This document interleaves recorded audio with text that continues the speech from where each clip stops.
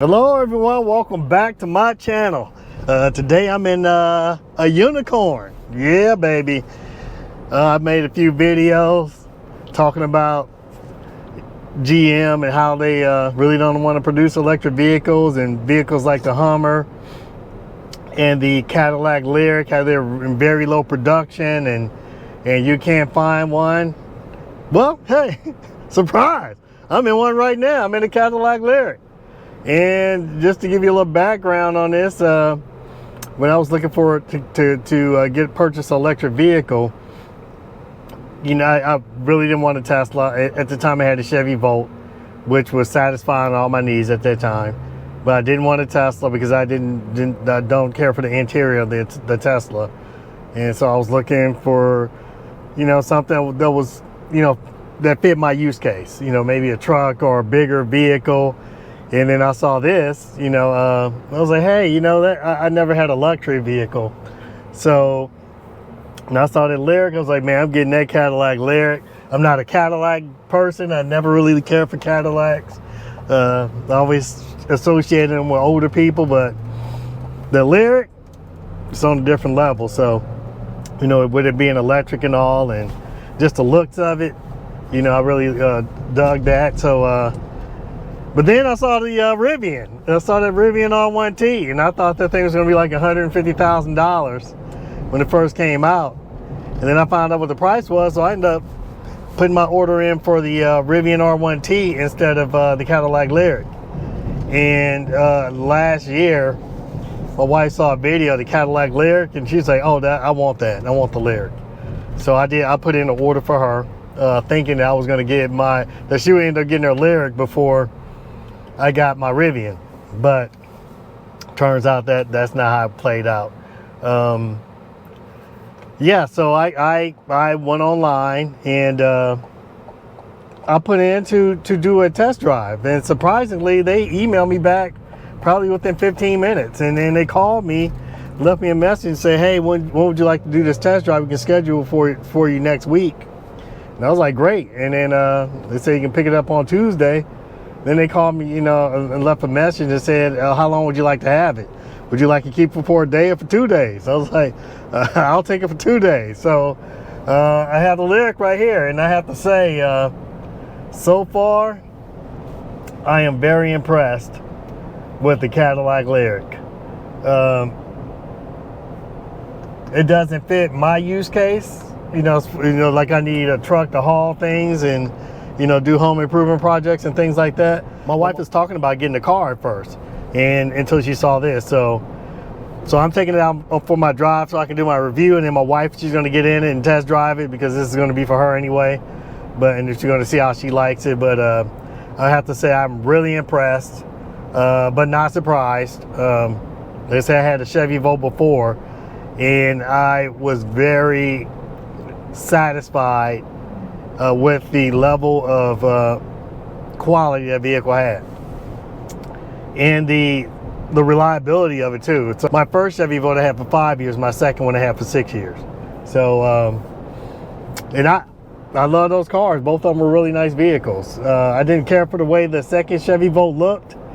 It looked a little too Prius-y for me. I never really liked the look of it.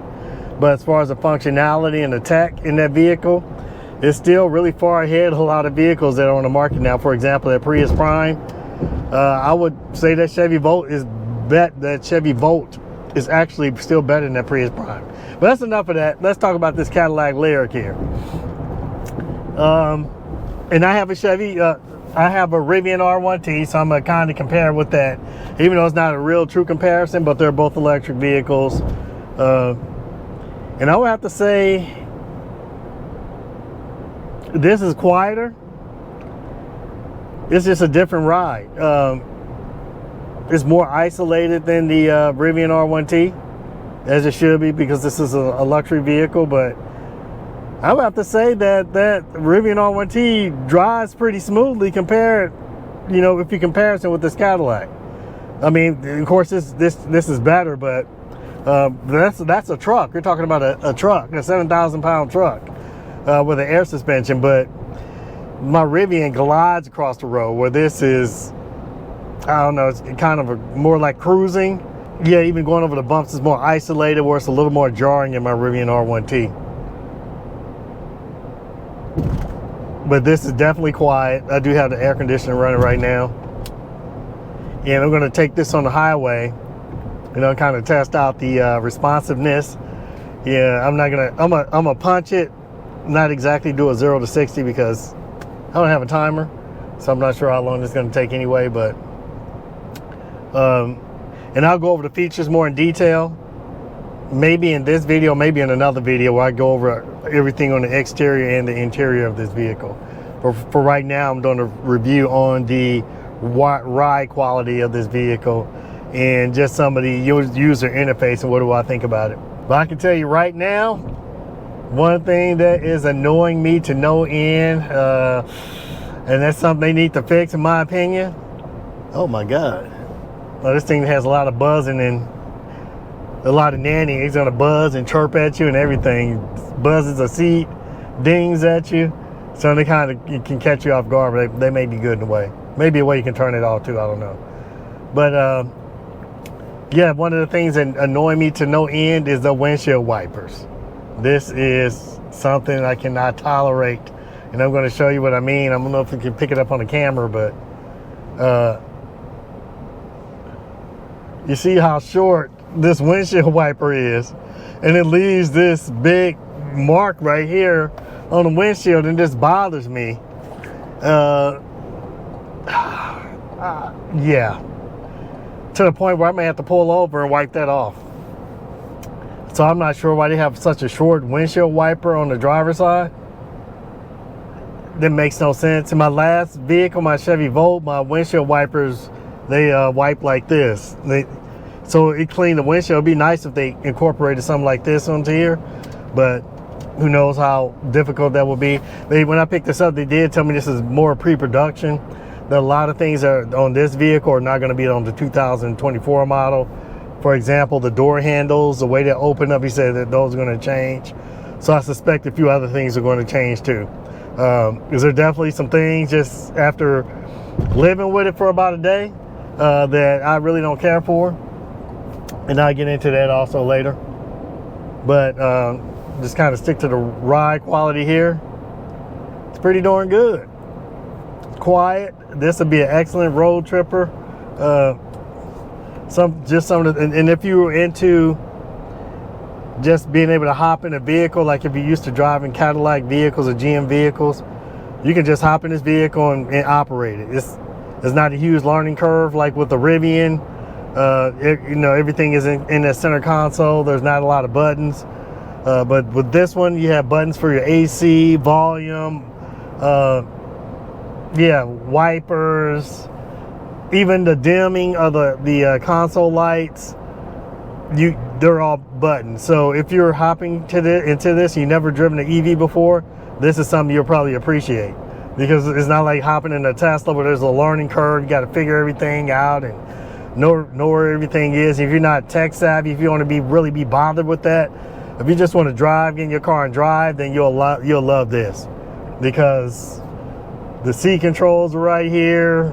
You know, you got buttons for the windows and the door locks and everything you think of. You have doors. Now, one thing that's dumb, in my opinion, it's kind of strange, is that the glove compartment, you have to go into the settings or wherever to open the glove compartment. I was looking for the owner's manual and I could not find the button, the release for the glove box. I was looking all over for it in the settings. It took me probably a good 5 to 6 minutes before I found it. And yeah, I don't really see the point in that or the purpose. And that's something they can easily eliminate. Just add a latch onto this so you can get into your glove box easy, because otherwise you might as well not even have one. So I'm just going to merge over here,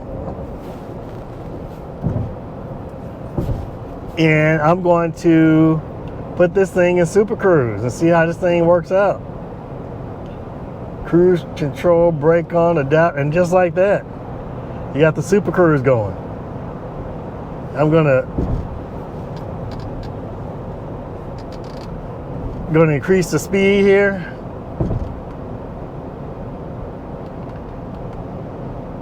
I'm gonna take it up to, I think it's set to 72.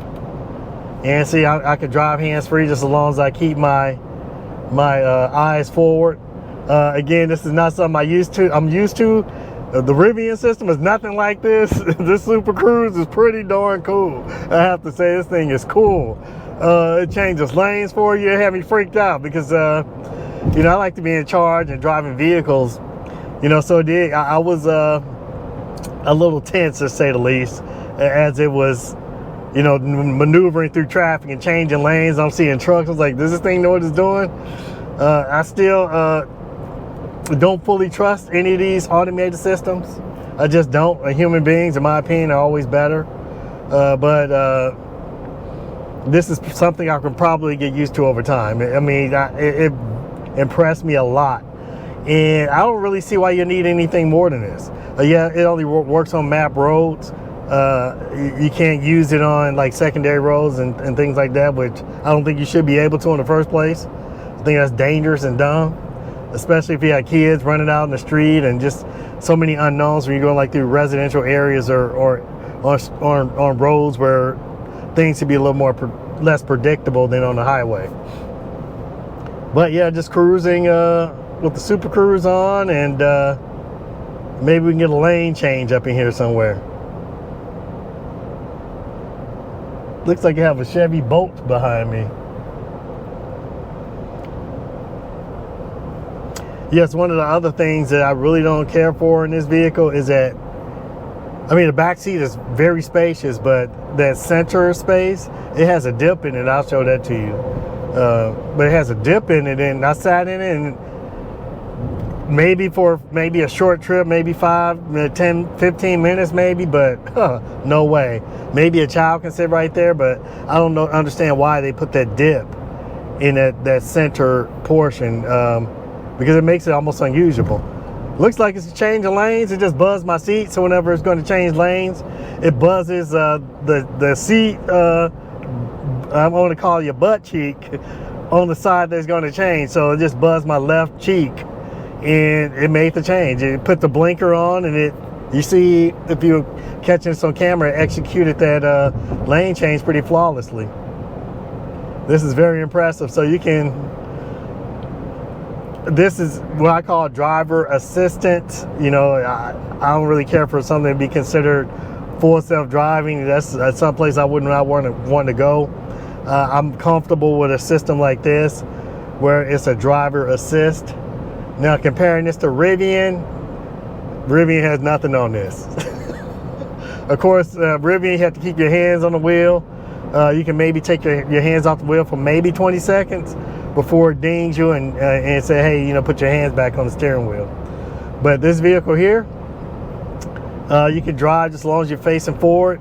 As you can see, I'm talking with my hands, and it just buzzed my right cheek, and it's executing a change. I do have a car next to me, so this is kind of dangerous, I think. That's not a move I would have made, but I wouldn't have made that move as a human being.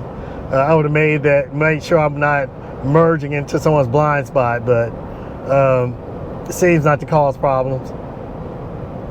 And that's just something that I guess over time they have to make system improvements, and that just give me my own personal preference. Something I wouldn't do. You may do that in your vehicle, but I'm a cautious driver, and I don't like getting in a car accident. So if I can avoid it, being as you know, driving as defensively as possible, then that's what I'm going to do. But yeah, so those lane changes kind of catch me off guard. But it does, like I said, it does notify you. It does buzz your seat and get your attention to let you know, like, if you're not paying attention, it'll definitely get your attention. Like, oh, okay, what's ready to happen? And it'll say in the center console that it's going to it's executing the lane change. And then you'll hear the audible blinker blinking also. But as far as cruising a road trip, oh, absolutely. These seats are so comfortable.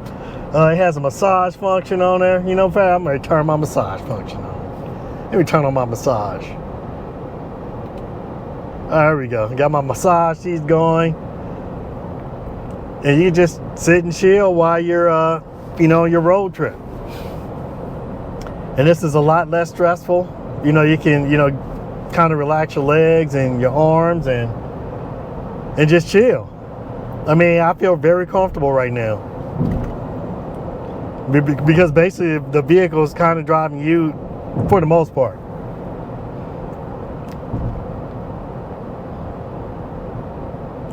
And as far as the price, I think this is a steal. For now, I definitely expect Cadillac to raise the price. In fact, they did raise the prices already. I'm not really sure what they were, but I do have the sticker in here, and I will show that to you.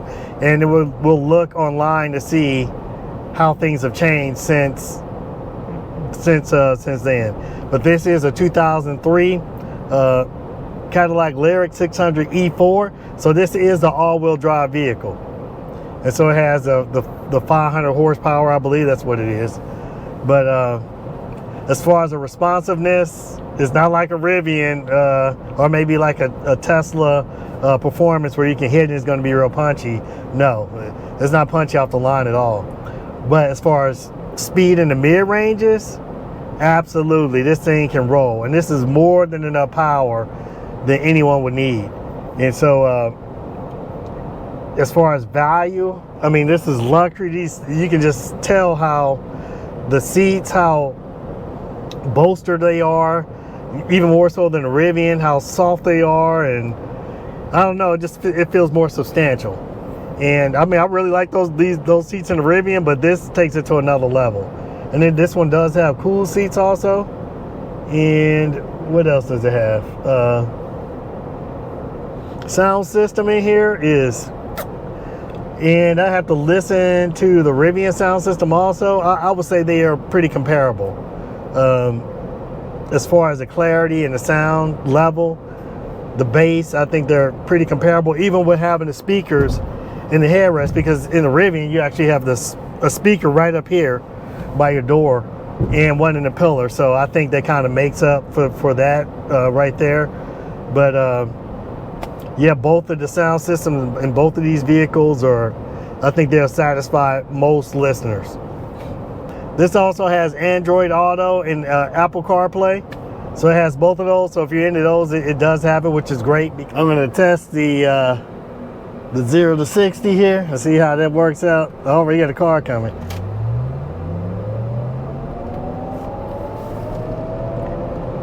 And as I said before, the responsiveness is nowhere near Rivian. This took a while to get up to speed. I'm at 60 right now, but yeah, it took a while to get up. It does have like this car sound to it, but yeah, nowhere near like the Rivian. Of course, this is maybe 500 horsepower, and the Rivian is 835 horsepower, so that's with quad motors. So it's kind of an unfair comparison, but if you've been in an electric vehicle before, you know how torquey they can be, and this one just doesn't seem to be that torquey. This is not the sport version. Maybe that is more tuned to be more torquey, and I'm not sure if I have this in sport mode. One of the other drawbacks with this vehicle is that you cannot change the drive mode while you're driving. Seems a bit odd to me, but that's how they have it set up. And Super Cruise works really well. I did run into a spot where the lane lines were gone and it didn't know what to do. It got confused, and I'm sitting here watching, and it eventually told me to take over, which I did. Yeah, but it was going in between the lanes like this. I'm like, I don't know about this. Yeah, but the lane lines were gone, and I guess it couldn't figure out where it needed to be. But outside of that, as long as you got some clear lane lines, I'm ready to put it back on again. Just initiated it. I think it's set to 72, and we're gonna see what's gonna happen here. I don't have any cars in front of me right now. There's a truck up here, and it's still a ways in front of me. And we'll just see. Let me speed up a bit and try to catch up with this truck, and we'll see how it executes a lane change.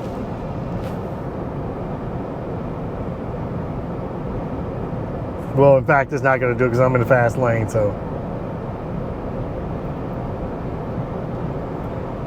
And we'll see if it puts me back in the other lane, which it may or may not do. So this may be not be the smartest test I'm conducting here.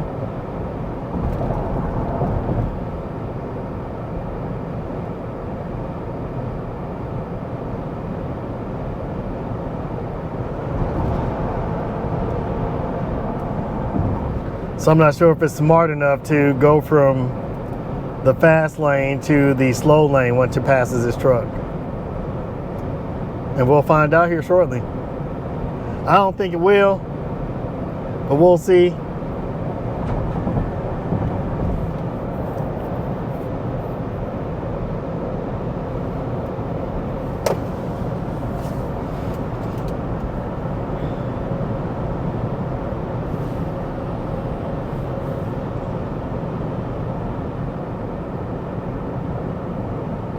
Oh, it is.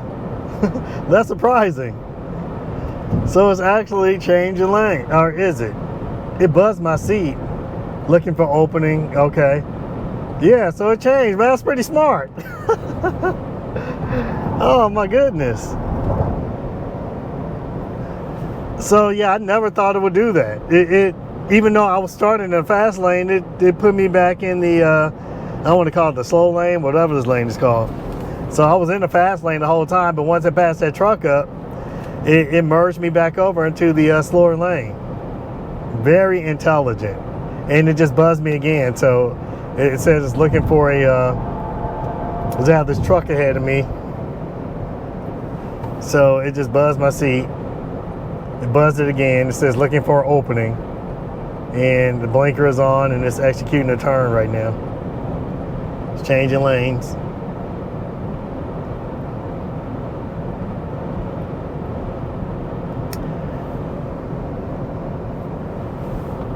You have to say this is very, I mean, this is, if you're going on a road trip, yeah, we're going to buy this vehicle.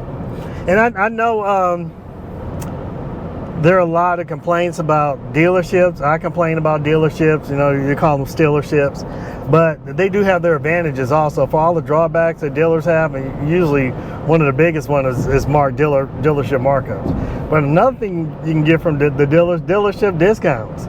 And I have never paid retail for a vehicle. And so that's one thing that when you were thinking about dealerships, you know, versus the model that we have with Tesla, where, or Rivian or Lucid, the price that they have online is it's the price everyone pays. So there's no room for negotiation. But with dealerships, there's room for negotiation. Just buzz me again is executing the lane change. This is, yeah, this is, I don't know, I can't say enough about this system here. So definitely, definitely Super Cruise is going to be going into our next vehicle. So what was I saying before? Yeah, dealerships. Yeah, although there are a lot of drawbacks to dealerships, you know, like markups, which is really the only one. Some of the benefits is that you can get, you know, you can negotiate price. So you can get a lower price. You can negotiate trade-ins. Where if you're doing a trade-in with Rivian or trade-in with Tesla, I know for Rivian for sure, you can't, there's no negotiation. Whatever they present to you, that's what it is. Where I've gone to dealerships and I've gotten some amazing deals on vehicles. You know, especially depending on what time of year that you go and the time of the month. So, and I know they're going to be discounting a lot of these cars. I know Ford is putting a lot of discounts in right now for their vehicles. And that's one thing that, you know, you can't really do with these. You don't really have that luxury with these car manufacturers like Rivian and Tesla and Lucid. So, like I said, there are drawbacks, but there are also benefits. And like this is a benefit right here that I was able to go online and contact a dealer, and now I'm able to test drive this vehicle over the course of two days. So I picked it up on a Tuesday and I take it back on a Thursday. So really 3 days. So where else you can't do that with Rivian, not that I'm aware of, not unless you get in as like a member of the press. I'm not a member of the press. I just so happen to have a YouTube channel, and I'm really happy I'm able to present this to you all and show you all this. And maybe give you, just give you my take on this vehicle, especially as a Rivian owner, and just kind of give my take, because that's more of a premium vehicle on the inside, and this is a luxury vehicle for sure. This is nice. This I can definitely cruise in every day. If a road trip between the Rivian and this, unless I need to carry a bunch of stuff, we're going in this for surely. Now, by no means would I trade my Rivian for this. That's a non-starter, because the Rivian is still, in my opinion, the most versatile vehicle on the planet. And this right here may be the best value vehicle on the planet right now, and it's Cadillac Lyriq right here. And this one, I think the sticker said 59, but I'm pretty sure it's not right now. This thing probably close to 70. But if you can get one of these less than 80,000 with all, with all the bells and whistles like this have, and this one didn't even have all the bells and whistles, but this is a great value right here. And so I would highly recommend. The only problem is you probably won't be able to get a hold of one. And I even had them check my order, and there was he said my order was in there, but it's like in a hold status, and I put that order in a year ago. So yeah, we'll see what happens with that, but I don't want my vehicle now anyway, because of the tax credit. Next year it changes a bit where you should be able to apply to the vehicle, but my only concern is they may raise the vehicle prices up by $7,500, but if they do that, then it won't qualify for the tax credit anymore anyway. So but yeah, I'm gonna go ahead and get on back home. But very impressed with this vehicle, very, very impressed. It doesn't have the speed. It's not going to impress you with the speed or anything like that, but if you're the type to like to cruise and maybe road trip, and I am going to take this to a fast charger just to check it out.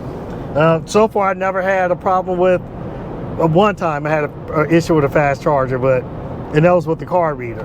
But it happened to be some other chargers, some 150s and 350s right next to it that I didn't see before. Went over to it, and then I did the tap and pay, started up instantly. So I was able to charge my vehicle. And I was just testing anyway. At that point, I didn't need a charge.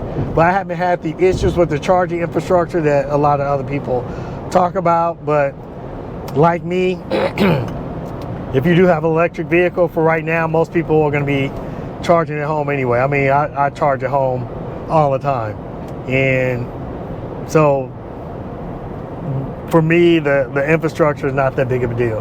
And this car has excellent range. It gets over 300 miles of range.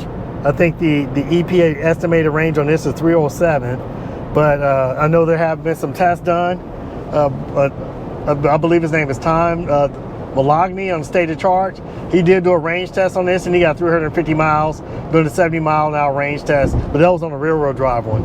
But there was only 1 mile difference between a rear-wheel drive and an all-wheel drive. So the rear-wheel drive gets 308 miles, and this gets 307. So I suspect, yeah, I think he got like 330. I can't remember. You can go ahead and watch that video to get the range test on this. And he also did a charging curve test on this too, which it didn't do great, but I'm sure that's something that they can fix with over-the-air updates in the future.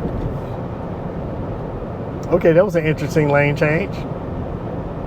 This thing must be really smart. So, and I know a lot of people talk about Tesla self-driving and how they're going to sell it to these other companies. From every review I hear, they say that this is better than the Tesla system. So, but that's it. That's all I have for today. I'd like to thank you for joining me again. And I can't wait to see you in the next video. And let's say on the next video, I'm going to get more in detail as far as the interior and the exterior, all the features and functions and things like that.